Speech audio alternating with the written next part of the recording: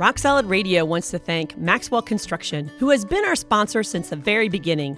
For over 30 years, Maxwell has delivered the highest quality projects by holding to their core values of customer satisfaction, positive attitude, respect, and excellence. So if you have any kind of commercial construction need, give Maxwell Construction a call today at 812-537-2200.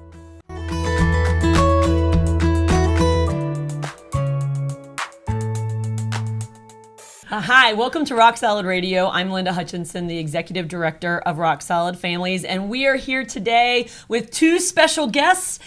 Well, I'm not your guest. Well, okay, one special guest and one regular host. One plain old dude. No, the love of my life for 34 plus years. Yes. We just had an anniversary. Oh, Yeah. 34. Yeah. He's been stuck with me for 34 Well, years. it works both ways. Yeah. So how you doing, hon? Good. We are excited about our guest today. Yes. All right, because one of the things we were talking about actually just before we hit the record button was about being real and how it's important when we do shows or tell our story that we're not fake, we're not made up, and we stutter and we mix up words and those sort of things happen, and we're not plastic. So I think you're getting real today. Well, we've got a real story, Yeah, and do. so looking forward to getting into that. So yeah, we're going to do that. But before we do that, let's get all the busy Yes. stuff out. Get So I everything out want of the to way. thank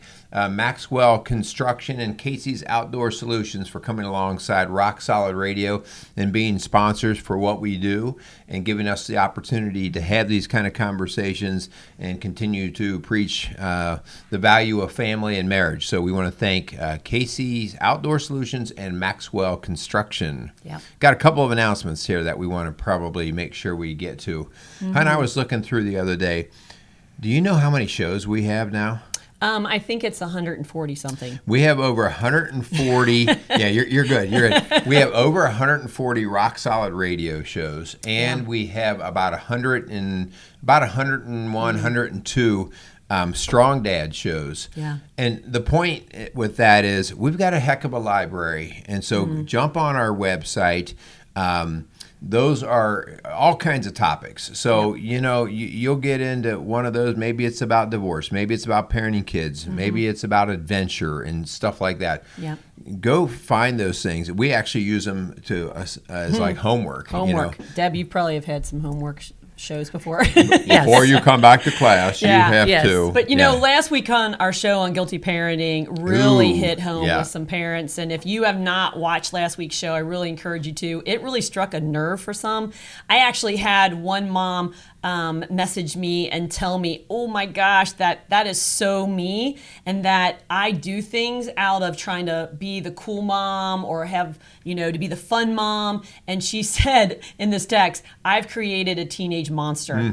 And I told her, I said, it's never too late, but they're not going to like it if you start to make changes. And she said, I know, we've already started to try, and she is not liking it. Her teenager is not liking it. So I really encourage you to go back and check out Guilty Parenting. Yeah, and as soon as your kids start to give you a little pushback, especially if you've waited till later, even 11, 12, 13, 15 years old, and you start to push back, it's going to be challenging. But with that being said, we talk about hitting reset buttons frequently on our show.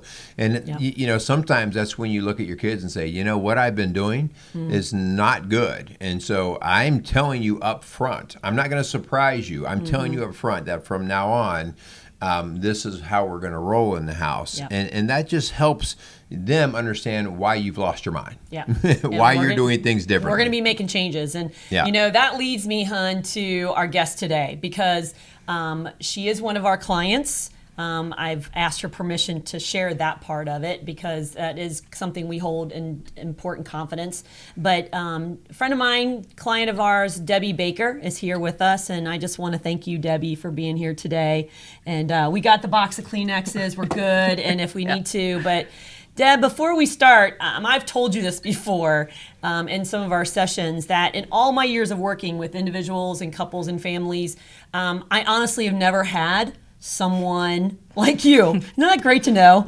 I'm not sure how, Deb, you should take that. And honestly, I don't know either. some of the most difficult and unique challenges and tragedies that Debbie's experienced, I think I've called you an anomaly before.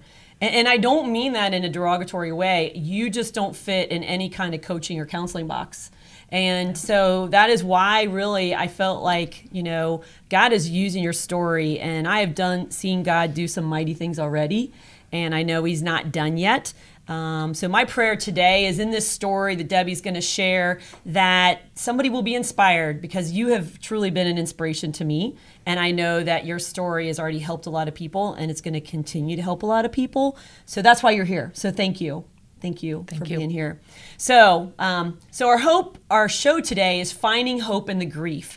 But before we do that, I think we got to go back a little bit, Deb, and kind of share with our audience, some things first. And we've teased about this before. Like, this could be a mini series, right? Yes, ma'am. This could be an 8-week part series, but we're going to kind of do the Reader's Digest first in today. And so I think it is powerful and moving still. So my question for you, Deb, because we've been doing a lot of the talking here. First, share with our audience, who is Debbie Baker?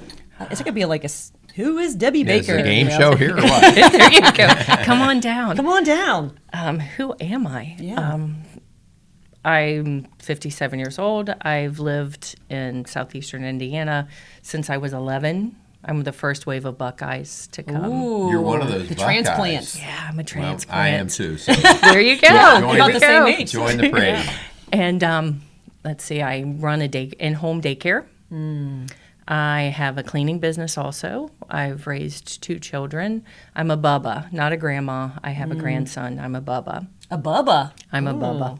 I'm a mamaw. He's a papaw. And you're a what are you? Bubba. Bubba. Okay. That sounds like kind of a guyish name. I know. I would not call you a bubba without permission, because I think I could get knocked down real fast. Yeah. Yeah. Okay. I'm just lead kind of a boring life. Because you're Debbie Baker. Because I'm Debbie Baker. I think- Aunt Deb to a lot. Aunt Deb, yeah, to a lot of adopted kiddos and families that how long have you done in-home daycare? 16 years. Oh, Wow. boy. Wow. Yeah. And you average, Anywhere from 9 to 15 kids a day, depending on. people, Summertime she and runs a everything. ship, man. She's got it down. And that alone just mesmerizes me and how you do that. But so you're a local girl, and so our stories today that you're going to be sharing really hit home to a lot of people who are going to be listening and watching. And so we want to respect other people's privacy and other people's pain. So we're really going to be careful with that. But our goal is to bring hope to the hopeless, to try shine some light into the darkness. And so, you've had some dark days, Debbie. Yes, so, ma'am. Why don't you tell us about Ken first? Okay, Ken is my husband. We were together 22 and a half years when I lost him. We thought it was just going to be another routine, going to the hospital, spending a day or two, getting antibiotics, and that's not what happened. I took him to the hospital thinking he was just dehydrated because I had been sick that weekend, and that's what I thought he had. He had some leg pain or something, didn't he? Yes. And I put him in on Tuesday, and they amputated his leg on Thursday. He had the flesh-eating bacteria. Oh, yeah, bacteria. Yeah, and there was a couple other infections inside his body, and he went into renal failure. And by 5:15 on Friday afternoon, I had lost him. He was 16 days shy of his 55th birthday. Wow. So this has been how many years ago, Deb? 3.5. 3.5 years ago. And so he's dealing with leg pain earlier in the week. He goes in for what you think is routine, and by the end of the week, he's gone. Yes. So here you are grieving the sudden loss of the love of your life. And that alone would put people into darkness and dealing with that. And I know that you struggled with the guilt of not being there when he Yes. passed. He'd sent you home, didn't he? He had sent me home. The guilt that I felt was they tried to contact me before they intubated him. He wanted to talk to me, and I didn't have the phone in my bedroom at the time. So that's been a hard part of the grief for you, is really the what ifs. Yeah. What if I had my phone? What if I had not left the hospital? And not being able to say goodbye. Yeah. Even if you knew something bad was going to happen. Yeah.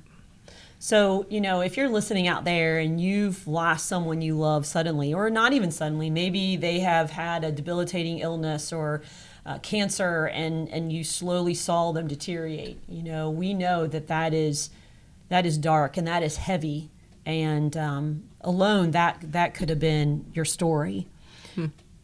But unfortunately, that's not the end of your story.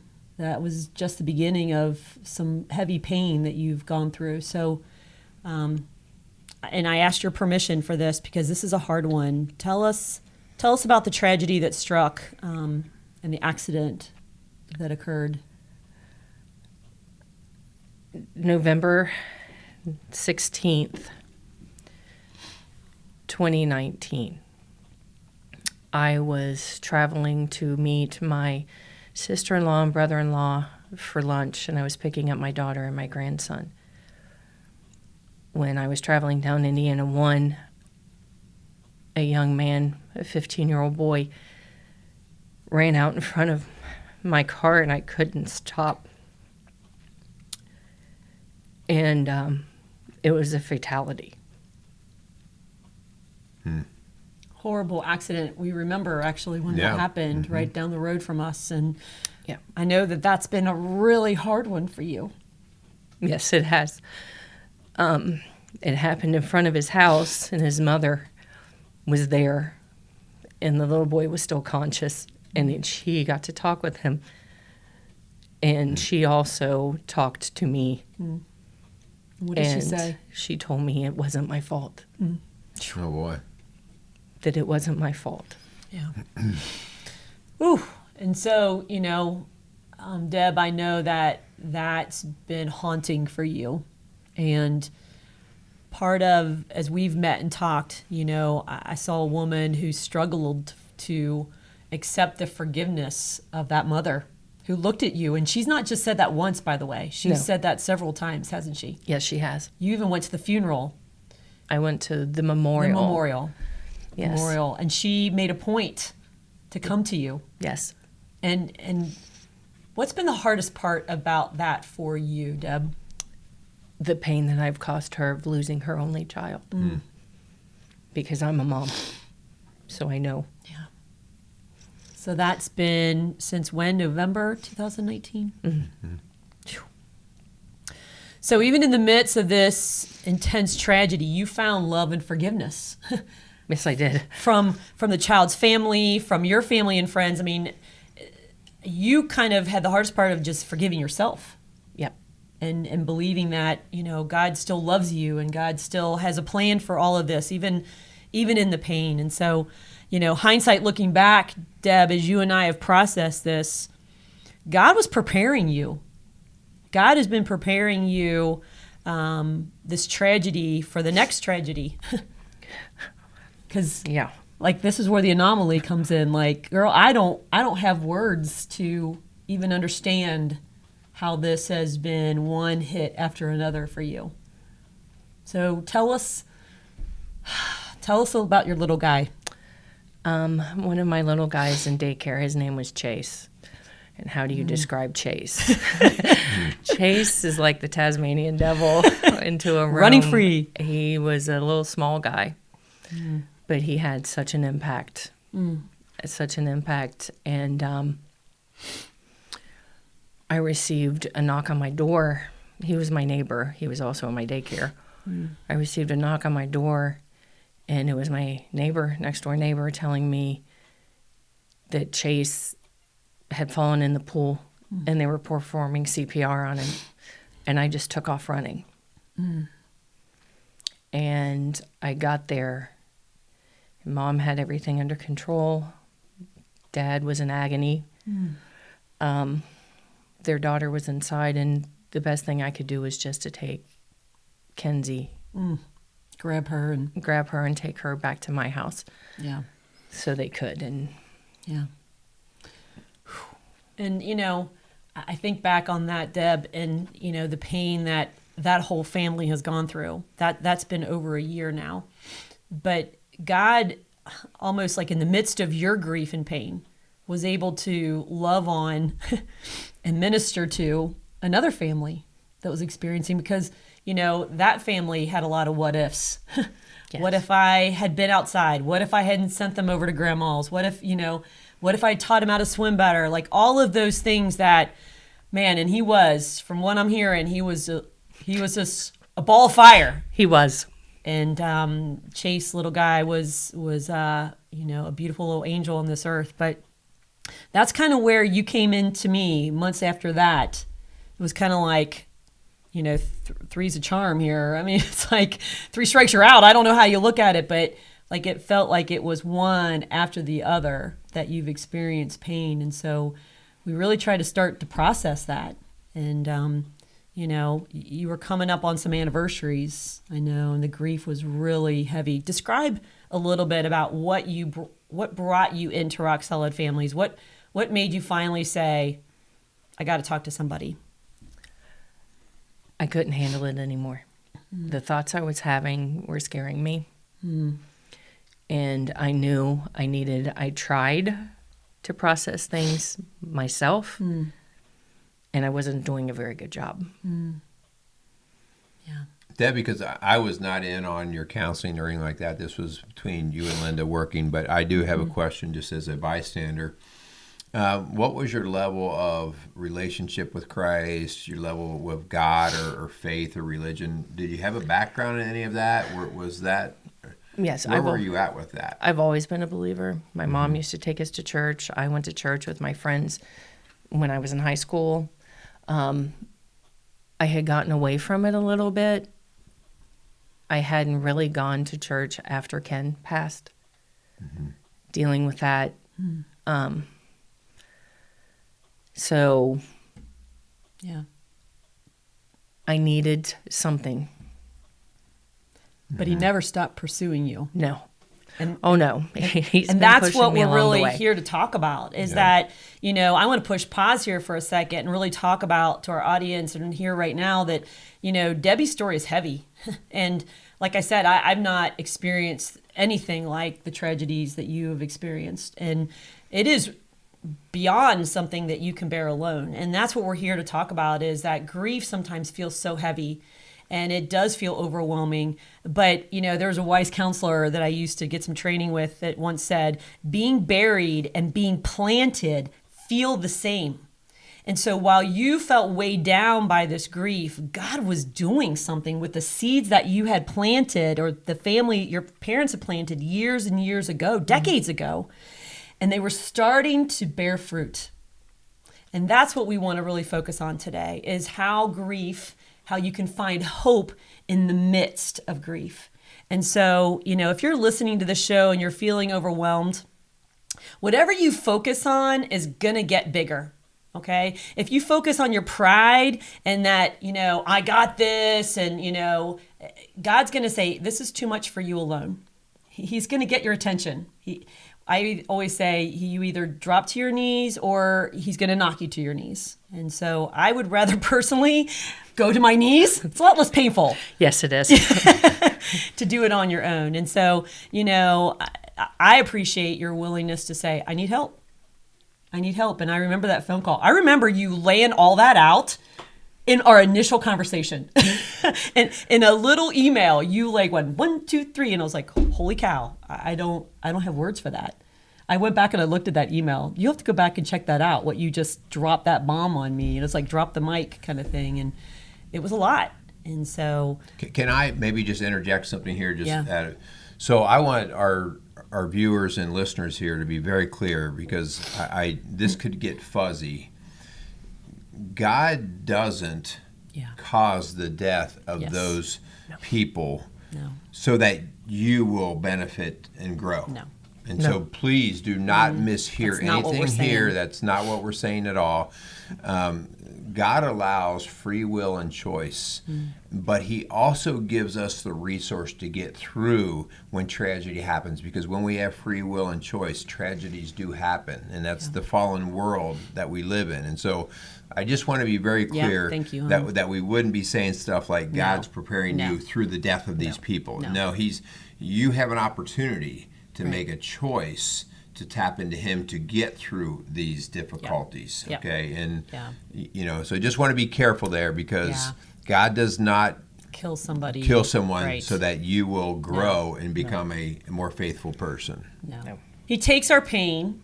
He takes the darkness. He takes the ugly. I mean, the Bible says that he makes beauty out of ashes. The ashes have already occurred. And so it's really surrendering our way and our plan. Like, you had a plan of you and Ken retiring and doing life together, and you were going to stop babysitting maybe someday, I don't know, and go off and ride into the sunset. And it's hard to think that that plan is no longer, and surrendering our way and our plan for his. But he does a much better job of it if we turn over the reins to him. And focusing instead of on our pain. Like we said, if we just sit there and wallow in our pain, then we're never going to get through it. We're going to get stuck in it. And so focusing instead on the healer instead of just the healing is really important. Deb, by the measurement of the world standards, you have every reason to be depressed, angry, mad, which I'm sure at certain times you've been all of those things, okay? But what motivated you to not be stuck there? You're 57 years old. Why not say, you know what, this, I guess, what life is, and it's miserable, and I'm going to just wallow in it. What motivated you to say, this is not how I'm going to get stuck? He did it. I was pushed. There was a catalyst, as I told her in our sessions that November, coming up on the anniversary of Joshua. I was pushed. I had her card for months. Months. I just set it up on the shelf. I went about my day almost to the point of I overdo things. I work a lot. That was how I was dealing with things. You don't think about it. You don't talk about it. It's not there, but it's there. And he pushed me, saying, you're not existing anymore. There's more to you. There's more to life. You're going to have to. We're pushing you. So I'm pushing you. You felt that prompt. Oh yeah. Yeah. Wow. Yes. And this show's a hard one because everyone's situation is different. I mean, your story is so unique, Deb, and so, but people are going to be like, well, you don't know my story. And the cycle of grief is so erratic. There's no linear motion to it. There's no predictability of it. And so you've all of it, the anger, the denial, the grief, all of that is cycle that we can't really predict. But I love the verse, hon. Could you read the verse out of 1 Thessalonians 4? Because I believe that this is why we're called to speak about grief and to really do a show like today. Yeah, and please listen to this, because this is where you'll see Christians pull through these challenging times, and they'll have a different resource that maybe others don't. It says, brothers and sisters, we do not want you to be uninformed about those who sleep in death, so that you do not grieve like the rest of mankind who have no hope. For we believe that Jesus died and rose again, and so we believe that God will bring with Jesus those who have fallen asleep in him. And so everybody has the opportunity to grieve. So this is kind of like, both houses, the one built on sand and the one built on a solid foundation, both of them are going to get hit by storms. And so whether it's Deb or Linda or myself or you watching, storms are going to come. That's the free will. That's the fallen nature of man. But hope gives us the fight to go another day and to turn it into something valuable. Like, okay, so I don't want these passings and these tragedies to wasted. and nothingness, Yeah. and to wastedness. Like, so what is the fire that will come from this? Yeah. What is the Yeah. new thing? And so Yeah. that when somebody says, I don't understand this whole Christian thing, that right there, it's the hope Right. that you get, that Christ can use this for something bigger. And by the way, we're not just talking about death. You could be grieving the loss of a friendship. You could be grieving the loss of a job or career, maybe because of a tragic accident that left you paralyzed or left you disabled. You could be grieving the loss of dreams that you once had because of divorce or things like that. And so everybody grieves differently. And so this show can apply to you. Like I said, Debbie, not many people have experienced the grief that you have, but you truly have been an inspiration to me because we haven't even gotten to the best part of your story. Okay, and what I love most about this story is that, Debbie, you took your brokenness, all that pain, all that sadness, all that grief, and you laid it down at the foot of the cross. You surrendered it and turned it over to the one who can carry it. It wasn't going to be me. I told you I don't have a secret formula. I'm not that good, but he is. And that's where I feel like you have really shown me that that's where we take our burdens and let him carry our cross. So, you have been an inspiration, and I pray that those that are listening, they don't grieve as if they have no hope. That there is hope, even in the midst of our grief. Deb, I have a question for you. I don't even want to compare any grief or tragedy that I've had to especially the scenario of things that you had. But I went through a medical condition many years ago. And I remember being in the middle of that, a year deep into it, going, I wonder if my life will ever be normal. I wonder if I'll ever have fun and have energy and be who I used to be. In other words, will I ever have that joy back?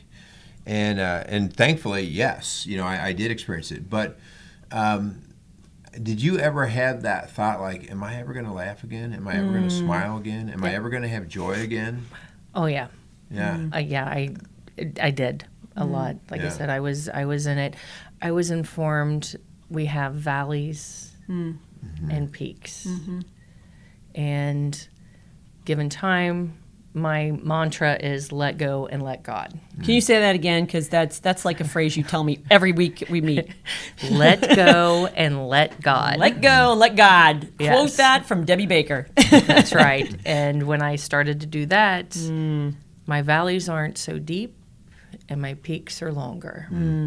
So yeah, I and this is a process. This isn't, this is, I'm not going to wake up one day and be who I was 3 years ago. Nope. Yeah. No. Yeah. So the healing is still happening, and so we would never want anybody to think that, well, you just say you believe in Jesus and all of a sudden you're fixed. There's still a healing process, but in that healing, how has your focus on what you do on a regular daily basis, how has it changed in the past 3 years? Where your thoughts go nowadays versus prior, what's different? I start every morning. I set my alarm early, and I start every morning with prayer that I didn't before. And it's Thanksgiving prayers. I'm thankful for my aches and pains that I have, because that means You're still alive. Yeah, I'm still alive. I have the abilities to do my cleaning job. I have the abilities to get up and be with the kids. I turn to prayer a lot now, all through the day, that I didn't before. How do you handle? I'm sorry, hon, I'm going off No, your script a you're little good. bit, but there's You're good. some things that come to mind. How do you handle, like you said at the beginning of your story, your thoughts about the people that have been in you or with you in this hurt, like Joshua's mom, like Chase's parents and family? Like, how do you handle when you think about them? Because to me, that would be also a difficult part. Like, it's one thing to get you healthy, but you also are connected to seeing the tragedy in their lives, and you can't just separate yourself from that, because you were part of that. Their lives. Because I've experienced loss, and just so you all know, this is just the three. Yeah. We could have been on here all day. Yes. Right? Yeah. Yeah, there's a whole lot more. I was blindsided. Yeah. I wasn't going to be 53 and be a widow. I wasn't going to go through what I did. And I didn't know how to handle things. It's almost like a stigma. I mean, everybody's life goes back to normal. Right. Once the funeral's over, everybody goes back to normal and yours doesn't. Yeah. And God, I've had a lot of strong people help me, but they still don't know what to do with me and how to handle things. And one of the things I hear all the time is, I'm so strong. Not necessarily. I just have to do what I have to do. I'm here. There's a purpose for me being here.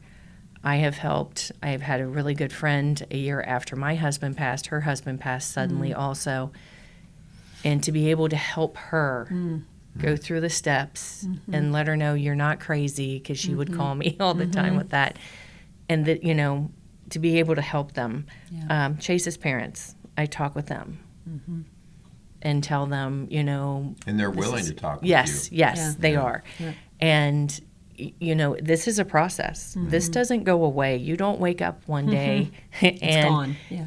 everything's back to normal. Right. I'm Debbie, Yeah. from 10 years ago. No, it doesn't go away. It's just there. And the crazy part with a lot of this is, like with my husband, I'm thankful that he died when he did, because if he had been around for the COVID, he wouldn't have survived. And I wouldn't have been there with him. Yeah, being apart from that. Yeah. So there's, I It's crazy. I try to find positive in things Yeah. Yeah. and try to focus on that Yeah. than the pain and the anger, because that eats away at you. Yeah. And you're stagnant. You Right. are stuck. And that's how God You're works. buried, not planted. Exactly. Right. And he works from the healing on the inside out. And he wants to take every tear that you've shed, every painful part of your life and your story, and he wants to redeem it for his good. He didn't cause it. Right. He wants to redeem it. And so that's what we want to be about. We want to be the hope that there is a better tomorrow. Is life going to be the same that it was 10 years ago? No. But I believe that God can bring some beauty through those ashes, and he could heal that pain from the inside out. So, as we kind of wrap up, Deb, I just want to thank you.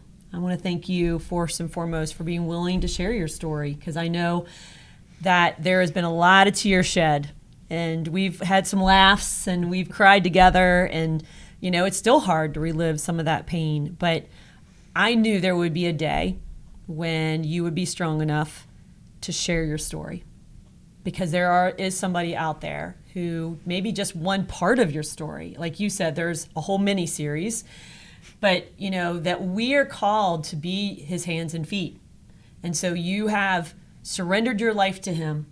And by the way, the ripple effect that has happened through the deaths just of Chase alone, and what I've seen God do in the family and friends of him and his family, like, it's breathtaking. It takes my breath away of that 3-year-old little Tasmanian devil has done in the lives of other people. And not just his life, but his death. Through his death has brought life, and people surrendering their life to his. And so that has been a beautiful picture of the gospel. And so I just want to thank you, because I do love your phrase, let go and let God, because that's what's going to bring us hope. So that's our challenge this week. If you're dealing with a sudden or tragic loss like Debbie, or, something seems pretty minuscule compared to that, but it's still getting you down, let's trust in God with all your heart and lean not on your own understanding, because we can't figure this out. There is no explanation to this, and we may never see an explanation or understand the tragedies and the grief this side of heaven. But in all our ways, we're called to acknowledge him, and that he will make our path straight. That's Proverbs 3, 5, and 6. And I trust in that. I'm going to trust in that, and I hope you will too. Yeah, So. Deb, I would just like to thank you too. I mean, I just have a lot of respect for your courage and strength, but I know it's just through a humble heart. It's not. This is not a story about trying to get shock and awe by a crazy amount of stories. This is one of, like you said, hon, of redemption, of faith, and just surrender, and the idea that I think it's so cool that you have a relationship with the people that have experienced tragedy with you, because I could see a lot of brokenness and rejection that could come from that if people did not feel the need to pull Christ in. And the one thing that you all have in common besides tragedy now is Christ. All of these people that you've talked about. And not every, sorry, hon, to interrupt, but not everybody is where you are. Right. There is some complicated grief going on, and some people who haven't reconciled with Christ or with you. And so we want to acknowledge that this is a cycle of grief that does get messy. And there's a lot of hurt and a lot of brokenness. But we are telling you that hope is found in Christ. That there is healing that's possible, that there is joy in the morning. Those are promises of Him. And that's what we're going to trust in, and that's what you have turned to. And I love that. That's my favorite part of the story, is seeing you surrender your life for His. And so I just love you, and I'm so excited to see what God's going to do through your story. Yeah. Me too. Thank you. Yeah. Yeah. Get ready. Next Hold chapter. on tight. Next chapter. Yeah. All right. Yeah. Well, we are going to wrap it up, and so we do want to thank the people who come alongside of us. We want to thank Casey's Outdoor Solutions and Maxwell Construction for helping us provide a platform to be able to share real stories like this. Hard stories. Nothing phony or fake about this. This is real, and it's not easy, but it does give us hope. So we want to thank those. We also want to just thank all of our listeners out there and viewers. Please, if you like what you hear, share these shows. I mean, I promise you there's somebody in your world that's gone through grief or going through grief that just needs to hear, like, how am I going to get through this? And this is a perfect show to be sharing with them. So share the shows, pass that along, and just help us out with these types of messages. So, hun, you want to sign us out? Again, thanks, Debbie. I love you, and I'm so proud of you. And you did it. Yeah. Thanks again for listening to Rock Solid Radio, building a stronger community, one family at a time. Make it a great day. Rock Solid Radio wants to thank Casey's Outdoor Solutions. Casey's is a premier garden center and gift shop located in Lawrenceburg, Indiana. They offer a wide selection of high-quality plants, landscaping materials, and home decor. They do amazing high-quality work and can help you transform your indoor and outdoor living spaces into something beautiful. So stop by Casey's Outdoor Solutions today and let them know you appreciate their support for Rock Solid Radio. Visit Casey's today at 21481 State Line Road, Lawrenceburg, Indiana.